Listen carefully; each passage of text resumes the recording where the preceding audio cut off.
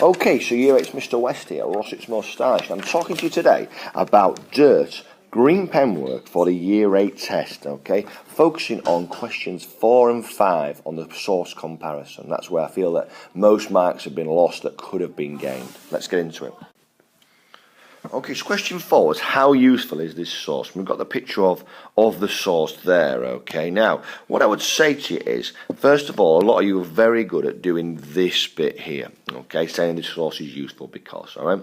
And people picked out lots of details from the source and clearly did very well. But where we struggled was this bit here. Okay, why it's not completely useful, alright? Now, first of all, I'd say it's come from a British magazine, the Fighting Forces magazine, okay?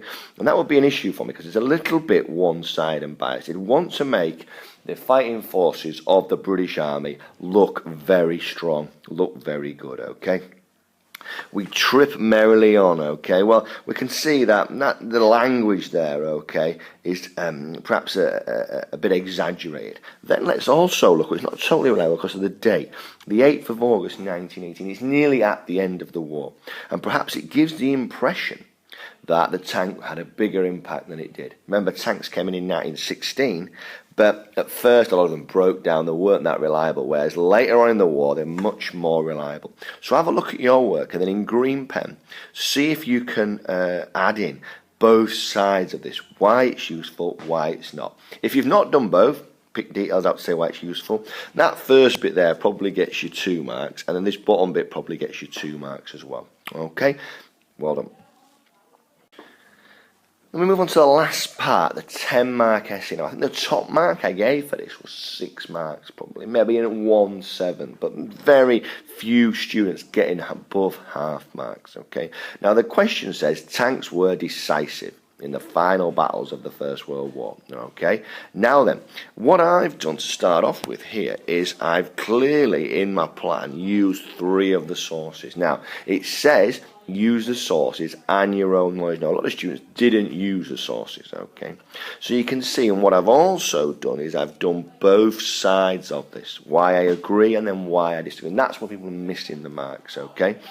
Yeah, so first of all, shows the source D shows the impact of the tank towards the end of the war. And you could say, because I've looked at the word decisive, and that's another target, have you used the word decisive from the question? It could be either they were decisively turned the war in favour of the Allies, and source C shows the reaction of the Germans seeing the tank in a war dominated by defence. It's rare to hear about a defending soldier feeling terrified. So there's 2 small sections about why they agree, and actually, maybe not, people didn't use the sources, but people did have that opinion. Then on the other side, I've used source A to say that it's not too decisive. Because look, it's got stuck in the trench, hasn't it? Okay. And the terrain of the battlefield, the trench and everything, made crossing them different. A lot did break down. Okay. And then also you could argue that